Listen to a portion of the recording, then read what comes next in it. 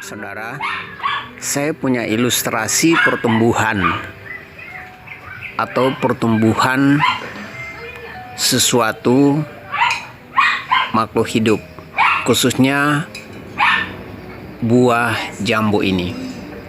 Sebelum jambu ini dipetik atau matang, itu melalui proses pertumbuhan dari biji bertumbuh semakin besar, mengeluarkan bunga dan mengalami pertumbuhan dan perawatan dan sampai bisa dipanen atau dinikmati oleh tuannya. Kalau kita merenungkan lebih dalam lagi soal pertumbuhan sesuatu pohon atau tumbuhan, adalah suatu proses di mana pertumbuhan semakin besar atau semakin dewasa. Dan proses itu perlu ada perawatan, pengolahan tanah, dan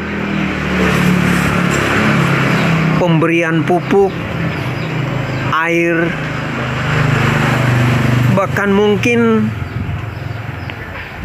ada serangga atau penyakit pada pohon atau buah tersebut, sehingga tumbuhan atau tanaman itu dapat bertumbuh dengan baik dan sehat, bahkan hingga sampai dipanen.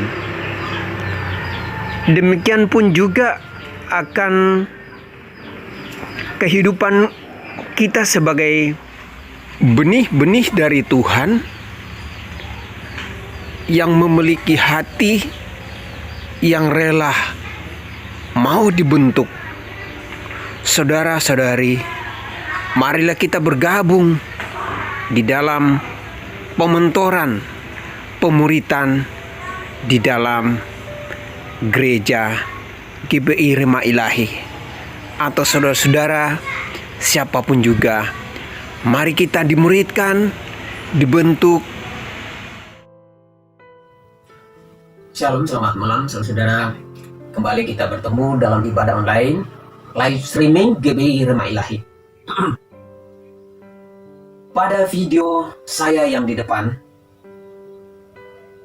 itu adalah suatu gambaran atau ilustrasi tentang pertumbuhan dari sesuatu tumbuhan hingga menjadi dewasa.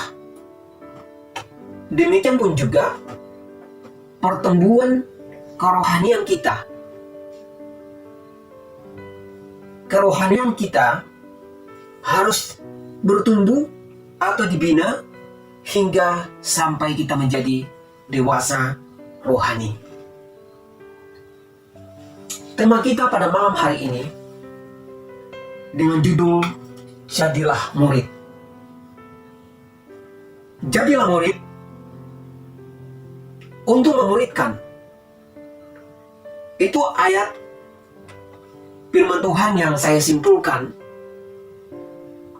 yang terdapat dalam Matius 28 ayat yang ke-18 sampai ayat yang ke-20, yang mana sering kita sebutkan bahwa firman adalah suatu amanat agung yang disampaikan oleh Tuhan Yesus sebelum ia naik ke surga. Jadi suatu amanat yang disampaikan kepada kita, saudara dan saya, untuk melakukan, untuk menjadikan murid di tengah-tengah bumi ini. Kita baca bersama Matius 28 ayat yang ke-18 sampai ayat yang ke-20. Yesus mendekati mereka dan berkata, "Kepadaku telah diberikan segala kuasa di surga dan di bumi. Karena itu, pergilah, jadikanlah semua bangsa muridku, dan baptislah mereka dalam nama Bapa dan Anak dan Roh Kudus, dan ajarlah mereka melakukan segala yang telah kuperintahkan kepadamu, dan ketahuilah, aku menyertai kamu senantiasa sampai pada akhir zaman. Kalau kita menyimpulkan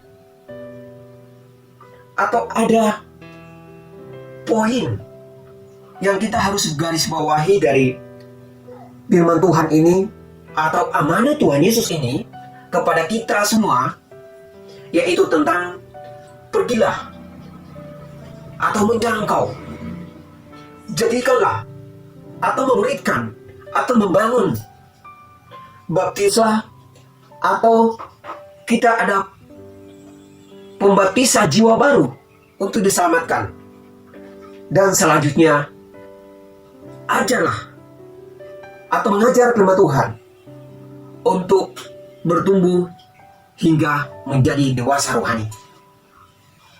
Saudara yang kekasih dalam Kristus Yesus, ketika Tuhan Yesus berada di atas dunia ini, Ia telah memilih murid-muridnya. Yang pertama 12 orang, yaitu Simon Petrus, Andreas, Yakobus, Yohanes, Filipus, Bartolomeus, Thomas, Matius, Yakobus, Tadius, Simon dari Sedot, anak Sedot, Yudas Iskariot. Dan inilah murid Tuhan Yesus yang pertama yang disebut dengan rasul-rasul, yang melayani bersama dengan Tuhan Yesus pada saat itu. Dan dalam pelayanan Yesus dan murid-muridnya yang banyak mengadakan mujizat-mujizat dalam pelayanannya, dalam pekabaran Injil, dalam memberitakan keselamatan.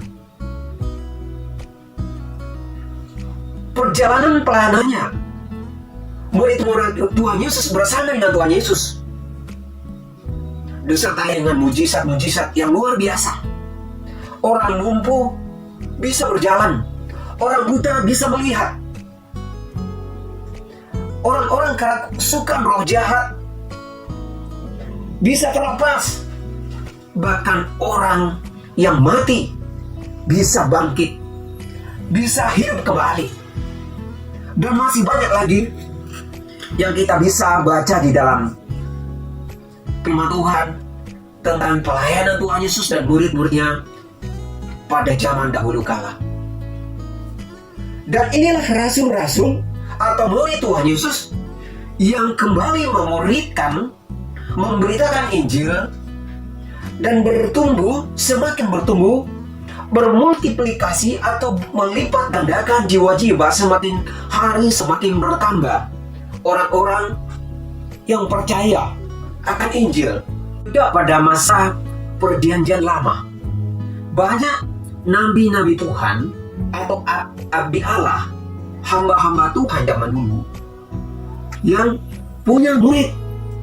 Contohnya Nabi Yesaya punya murid, Musa punya murid atau mementor Yosua, Nabi Elia memuridkan atau mementor Elisa, dan masih banyak lagi contoh-contoh di perjanjian lama yang menjadi guru yang memuridkan.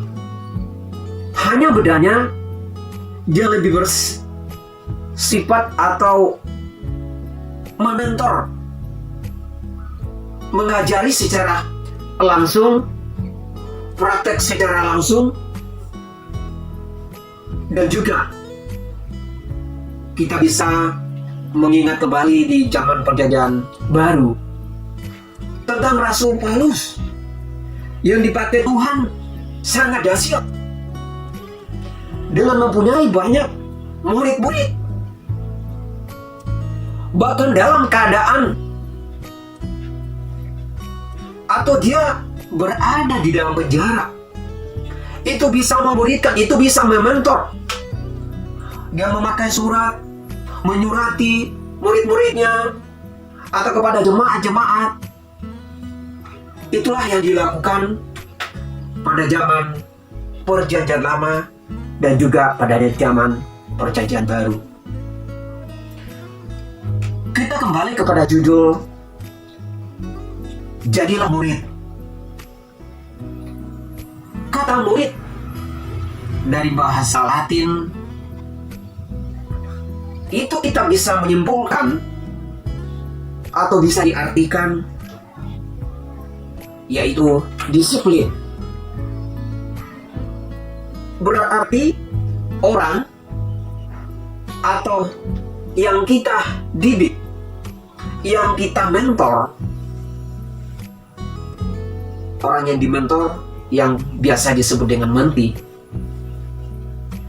itu harus disiplin, harus ada ketaatan untuk belajar dengan teratur, baik masalah waktu atau juga masalah pelajaran atau tugas-tugas, dengan setia untuk mengikuti, untuk melakukan apa yang diajarkan oleh gurunya atau yang mendidik atau yang mementor dia.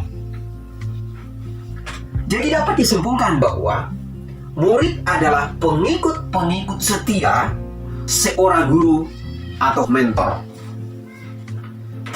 Pada pembacaan kita di atas, Matius 8 ayat 18 sampai ke 20. Yang kita garis bawahi adalah pergilah untuk menjangkau. Jadikanlah kita memuridkan untuk bisa terbangun, bisa diajari, untuk bisa dibaptis, dan selanjutnya diajarkan tentang firman Tuhan. Disinilah ruang untuk kita jadi murid. Jadi sampai kapanpun juga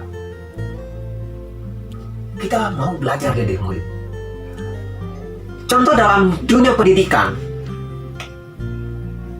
kalau baru pertama mungkin sekarang dikatakan playgroup, terus naik menjadi murid atau pelajar, terus siswa, seterusnya mahasiswa. Itu ada suatu kedisiplinan, harus ada kedisiplinan untuk terus belajar, untuk tetap taat, baik dalam pelajaran-pelajaran yang diberikan dari gurunya, dari dosennya, bahkan dosen pun sudah itu punya guru. Belajar dari senior-senior pendahulunya, baik dari buku-buku atau literatur-literatur yang banyak menggali tentang untuk menambah pengetahuan, untuk menambah wawasannya, maupun secara langsung kepada senior-senior pendahulunya. Demikian pun juga kita pada saat ini, bahkan sampai kepada orang-orang yang tidak duduk dalam bangku pendidikan pun juga, itu adalah awalnya dari murid.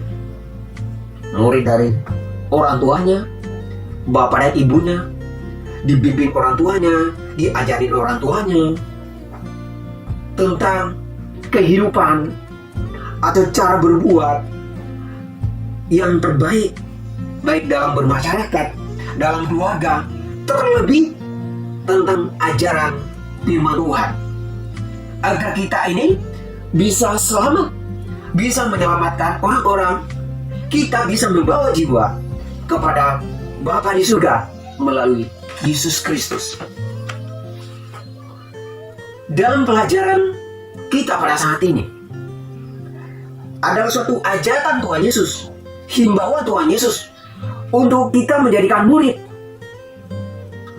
untuk dibaptis, untuk diajarkan tentang firman Tuhan. Kalau pada saat ini kita adalah murid-murid yang sudah diamanatkan kepada kita untuk menjangkau, untuk kita keluar, untuk menjadikan murid. Jadi kita murid untuk memuridkan lagi, dan murid kita memuridkan menjadikan murid kembali, dan terus menerus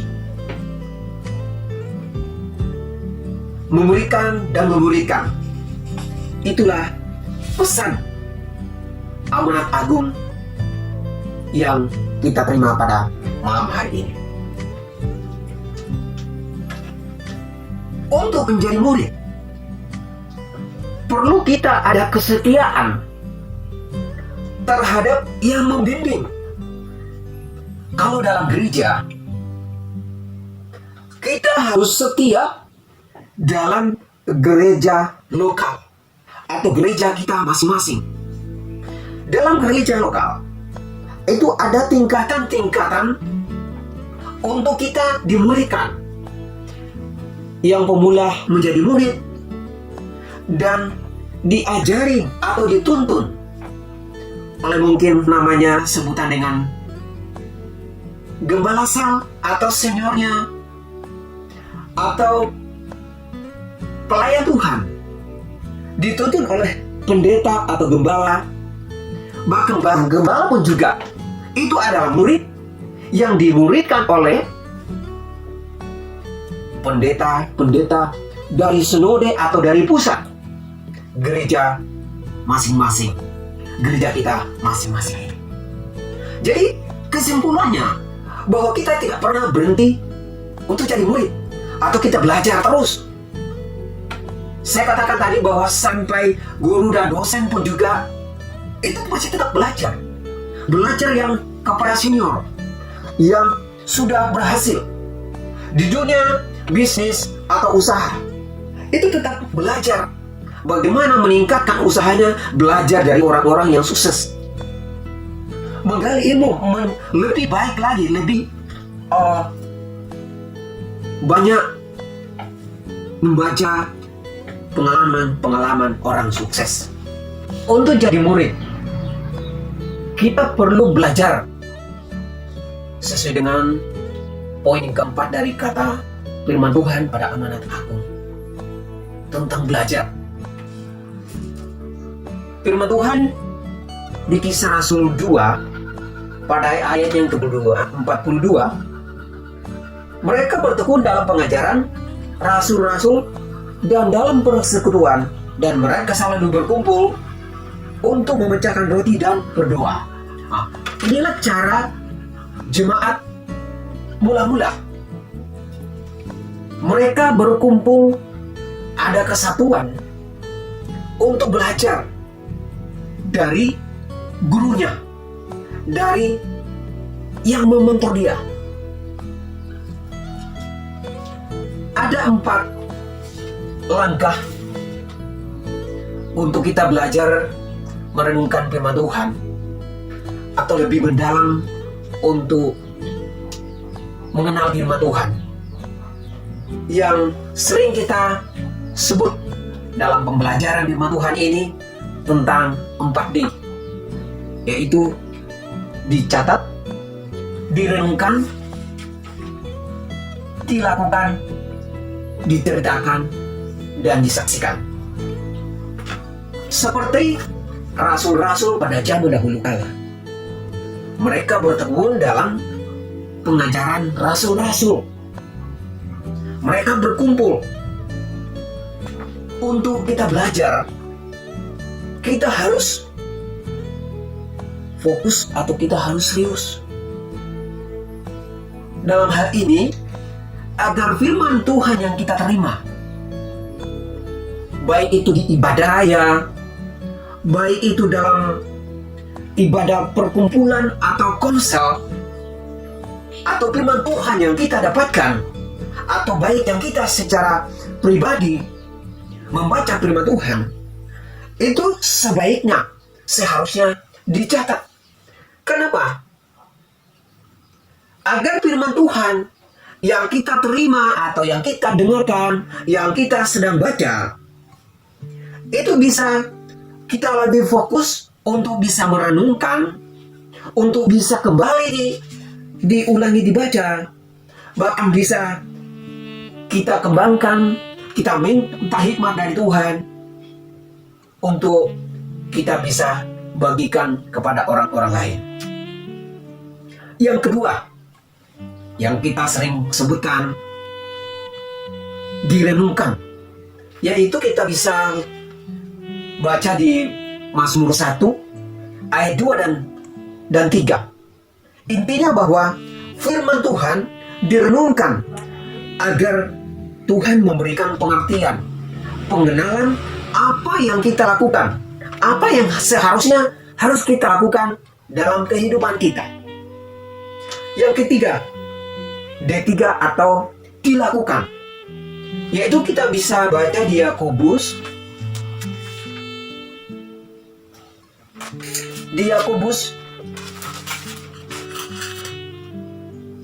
1 ayat 22. Yakobus 1 ayat 22.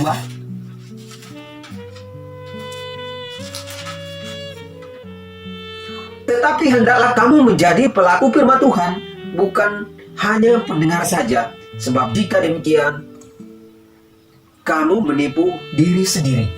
Ya, kalau yang pertama tadi kita harus catat, sebaiknya kita harus catat. Dan selanjutnya itu harus direnungkan. Direnungkan agar apa yang tersirat atau terkandung dalam firman Tuhan itu kita bisa ada hikmat apa yang kita harus lakukan. Dan yang ketiga, itu dilakukan. Dikatakan bahwa hendaklah kita menjadi pelaku firman Tuhan. Karena kita dikatakan bahwa jika kita tidak melakukan firman Tuhan, sama dengan menipu diri sendiri. Firman Tuhan dipraktekkan agar ada perubahan di dalam kehidupan kita, agar kita mengalami mujizat Tuhan, atau kita menghidupi dari firman Tuhan yang kita baca atau yang kita terima, baik dalam ibadah raya, dalam ibadah komsel, atau juga dalam pembacaan firman Tuhan secara pribadi. Yang keempat, yang kita sebut dengan D4, yaitu diceritakan atau disaksikan, yaitu terdapat di dalam Yohanes 4 ayat 28 sampai 30. Yohanes 4 ayat 28 sampai ke 30 mengatakan bahwa maka perempuan itu meninggalkan tempayannya di situ pula pergi ke kota dan berkata kepada orang-orang yang di situ, "Mari lihat, di sana ada seorang yang mengatakan kepadaku segala sesuatu yang telah kuperbuat, mungkin dia Kristus itu." Maka mereka pun pergi keluar kota lalu datang kepada Yesus. Nah, ini adalah suatu kesaksian, ada suatu cerita dalam pembacaan kita ini menyampaikan bahwa apa yang dia lihat, apa yang dia dengarkan itu diceritakan kepada orang-orang lain. Demikian pun juga dalam kita sebagai murid, bahwa apa yang kita sudah catat, apa yang sudah kita renungkan, apa yang sudah kita lakukan, dan kita mengalami penggenapan dari firman Tuhan itu kita bisa saksikan untuk membangun kepada murid-murid yang lain, untuk menceritakan akan perbuatan-perbuatan yang Tuhan lakukan melalui firman itu sendiri dalam kehidupan kita. Sebagai contoh yang sudah sering terjadi atau pernah terjadi dalam setiap khotbah, dalam ibadah raya, ya, seorang dari saudara kita atau kita menangkap firman Tuhan, atau kita menerima firman Tuhan dari rumah itu, kita renungkan. Dan kita mengalami menghidupi firman Tuhan itu dengan sampai mujizat. Itu kita saksikan. Kita ceritakan kembali apa yang kita alami. Apa yang terjadi dengan firman Tuhan untuk kita. Menurut Bapak Profesor Dr. H.L. Sendu, sebagai pendiri daripada GPI, mengatakan bahwa ada 4 tugas panggilan gereja untuk kita sebagai murid-murid di tengah dunia ini, yang disingkat 4P, yaitu penginjilan, pemuridan, pelatihan, dan persatuan. Nah, inilah tugas panggilan daripada gereja di tengah-tengah bumi ini. Jadi siapakah gereja? Dikatakan bahwa gereja adalah persekutuan orang-orang yang dipanggil keluar dari kegelapan, masuk ke dalam terangnya akan pengenalan firman Tuhan. Jadi gereja adalah saudara dan saya yang harus melakukan amanat ini.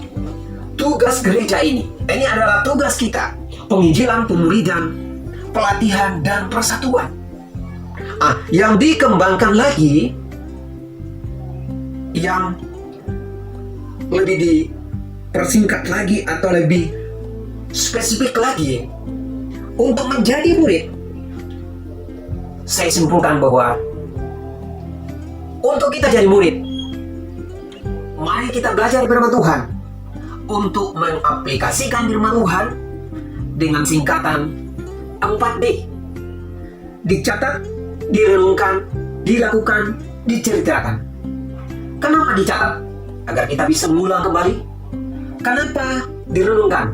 Agar kita mendapatkan hikmah apa yang terkandung di dalamnya. Kenapa dilakukan? Agar kita mengalami, menghidupi firman Tuhan. Kenapa diceritakan? Agar apa yang kita alami, yang kita sudah menghidupi firman Tuhan, kita dapat membagikan, kita dapat saksikan kepada orang lain. Ingat 4D. Dicatat, direnungkan, dilakukan, diceritakan. Selamat malam, Tuhan Yesus memberkati. Amin.